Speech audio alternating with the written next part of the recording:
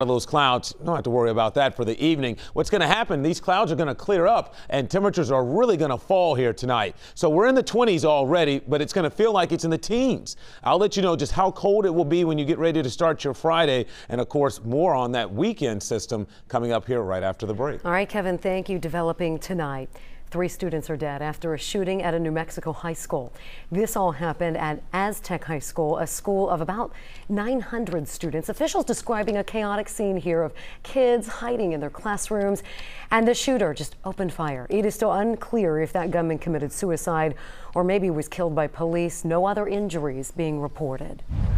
Only on WLWT, a Middletown third grader accused of bringing a loaded gun to school avoids a criminal conviction. WLWT News 5's investigative reporter Todd Dykes explains why the judge decided to drop the case. Todd? Yeah, Mike, the 9-year-old boy faced 3 felonies for bringing the 9mm handgun and extra ammunition into Rosa Parks Elementary. Well, today the judge grilled him on court proceedings and his charges to decide if he was competent to stand trial. What's a weapon? A gun? Good guess. Judge Kathleen Romans asked the boy if he understood why he was in court and where he got the gun. So do you know what a trial is? No. No? And what grade are you in now? Third. Third grade? Judge Romans pointed out how unusual the charges are. And I'll be very clear. I've been here 35 years and I've only seen charges filed on 9-year-olds 2 times. She dismissed the charges against the boy, but ordered him to continue to look for a new school and for a counselor. She also gave him a final warning about safety. Do you understand the bad things that can happen when children and guns are together? Yes, ma'am. What can happen, do you know? Somebody could get killed. Now, the judge told the boy to stay away from guns, and she never wanted to see him in her court. Again, the boy's family says he will start counseling in the next week or 2. Mike and Cherie. All right, thank you so much, Todd. 2 cousins are accused of making child porn in our area involving a 2-year-old child. All right, and now the suspects are locked up and under federal indictment. WLWT News 5's Curtis Fuller is downtown tonight at the federal courthouse with the very latest for us. Hi, Curtis. Hi there, Mike and Cherie. You know, it's pretty hard to read some of the charges in this indictment. They are accused of making videos, planning to sell those videos of the 2-year-old.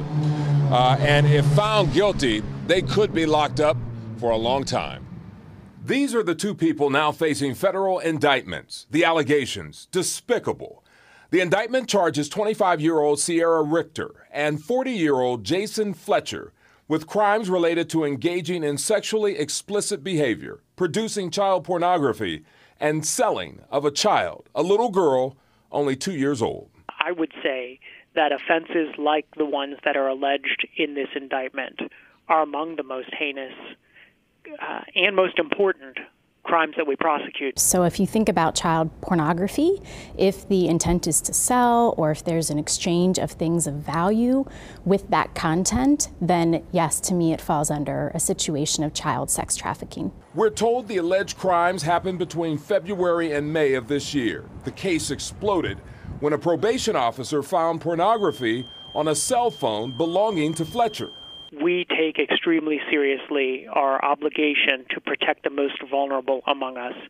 And when you have allegations of child exploitation that involve the production of child pornography using a toddler, that's just about as serious as you can get. Folks here at the Freedom Center say this case is among the many human trafficking cases worldwide. The number is in the millions. The most recent estimates in 2016 is that there are 4.8 million people in forced sexual exploitation around the world. So that's beyond the U.S., but certainly we know it occurs here all too often. Now, Fletcher has prior convictions involving children. Each suspect could face up to life in prison if found guilty. Reporting live, I'm Curtis Fuller, WLWT News 5. All right, Curtis, a man is being held on a $250,000 bond on robbery and assault charges. The victim, police say, was his own girlfriend. 30-year-old Jared Weatherspoon is accused of forcing the woman to leave a bowling alley, and then he allegedly assaulted her, driving her to a bank where he forced her to withdraw $50. She eventually made it to a pharmacy and called for help. A father accused of causing a disturbance at West High pleaded not guilty today. A student told police that the man had a gun, but that's something the suspect in the school district now say is not true. WLWT News 5's Andrew Setters has the latest. As DeAndre Dukes came into court at the Justice Center this morning, his defense attorney summed up his take on the drama at West High yesterday. It doesn't make any sense. It seems to be an 8th grade, 1 or 2 8th grade students must have said something here and progressed from there. It doesn't make any sense. Dukes is charged with inducing panic. The defendant entered Western Hills High School, went up to the 3rd floor classroom, stating that he wanted to make his presence known about people messing with his daughter. Police and prosecutors say the man had a weapon during this classroom visit. Several students saw the defendant lift up his jacket and they saw a firearm in his waistband. Caused a school alarm as students feared for their lives. I spoke to DeAndre Dukes' wife here at the Hamilton County Justice Center this morning. She did not want to go on camera, but she did have more to say about what she says unfolded at West High. She says Dukes went to West High because his daughter was being bullied. She denies he had a gun. Cincinnati Public Schools also deny a weapon was involved. The district says Dukes went through a security checkpoint and was escorted to the classroom. A school spokeswoman says once there, Dukes caused a disturbance, claiming the teacher was ignoring classroom bullying. Here's what happened next, according to CPS. The security team was called to escort the parent out of the building. After he was asked to leave the building, he attempted to re-enter the building. That's when our school resource officer, a Cincinnati Police Department officer, arrested the individual. Weapon or no weapon, the charge of inducing panic stands for now. Dukes was given $5,000 bond. His wife says they plan to fight the charges. From the Hamilton County Justice Center, Andrew Setters, WLWT News 5. Again, Cincinnati Public Schools saying that Dukes did not have a weapon, but it has issued a stay-away letter to bar Dukes from school grounds. The district says it is investigating the allegations of bullying. In other news tonight, a winter tradition at a sacred site canceled. The controversy behind a candlelighting event at the Serpent Mound. This is a story you'll see only on WLWT. But first tonight, a series of wildfires in parts of California continue to grow, causing thousands of people to evacuate. Why the weather forecast is not helping firefighters beat the blaze. And temperatures around here already in the 20s, but it feels like it's the teens outside. I'll let you know when the actual air temperature falls into the teens and your weekend forecast after the break. You're watching Cincinnati's WLWT News 5.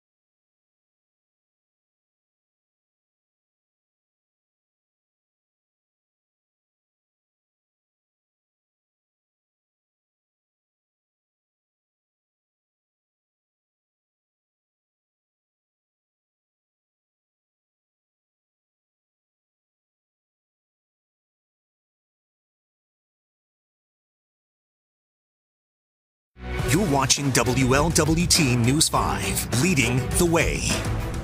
For the fourth straight day, strike teams are battling those wildfires across Southern California. Yeah, but boy, Mother Nature still has the upper hand there. At least, look at this, 4 major fires continue to grow tonight. Jay Gray is in the California hills with the very latest update.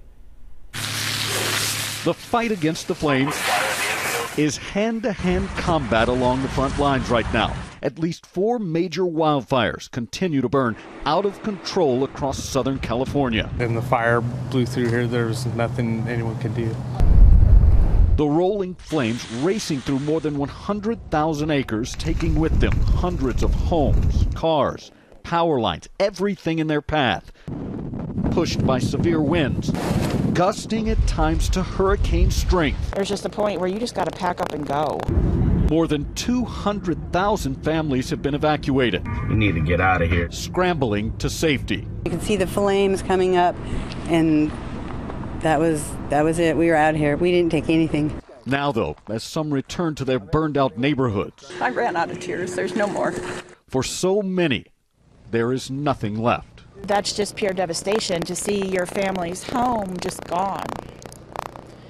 Just gone. Everything that they have is there, and it's just gone. While the flames at this point refuse to go away. Jay Gray, NBC News, Ventura, California. Now, our coverage of the California wildfires continues tonight on the Nightly News. Lester Holt is going to anchor from Southern California this evening. That's later at 6:30, right after News 5 at 6. The former South Carolina officer who shot and killed Walter Scott when he was running from that 2015 traffic stop will spend the next 20 years in prison. Here's the video of that incident, by the way. Michael Slager pleading guilty to violating Scott's civil rights when he shot him 5 times in the back. During a sentencing phase today, the judge ruled that Slager essentially committed second-degree murder when he shot Scott. A bystander caught the shooting there on cell phone video. Controversy erupting at Serpent Mound, one of the most popular events of the year, is abruptly canceled. Yeah, so it has the Ohio Historic Connection and Oklahoma Indian tribes at odds now with local mound supporters. WLWT News 5's Brian Hemrick has the story from Adams County. You'll see only here on WLWT. Well, the controversy surrounds a candle lighting event they have here at Serpent Mound that coincides with the winter solstice. Now, thousands of people come. It's been in national magazines. They've done it for a dozen years, at least until this year. The only thing with more twists the mystery to it all than the history of Serpent Mound. I just really wanted to see it. Is a dispute over canceling one of its most popular events. We were notified back in mid-November by the Ohio History Connection that they were canceling the event permanently. Jeff Wilson is president of the Friends of Serpent Mound. They created the event to help people connect with the site. So every year since 2004, people have lit candles to highlight the shape of the serpent and how it relates to the winter solstice. It's just become, beloved by most people. But this year, it came to an abrupt end. The Ohio History Connection, who owns the site, decided to cancel the event permanently, saying in part, although we recognize that many people have enjoyed this event over the years, we are responsible for preserving and interpreting Serpent Mound so that visitors can understand the accurate and authentic history of this sacred American Indian site. Some members of tribes in Oklahoma who believe they have connection to the site have complained about the event. The event in no way, shape, or form was intended to offend anybody, Native American or otherwise. It was strictly a way to honor the ancient people who built Serpent Mound. Now, the spot associated with making history so long ago apparently isn't done yet. Now, Friends of Serpent Mound say they are still planning a winter solstice event December 21st, but this year they'll have to do it off-site. Brian Hemrick, WLWT News 5.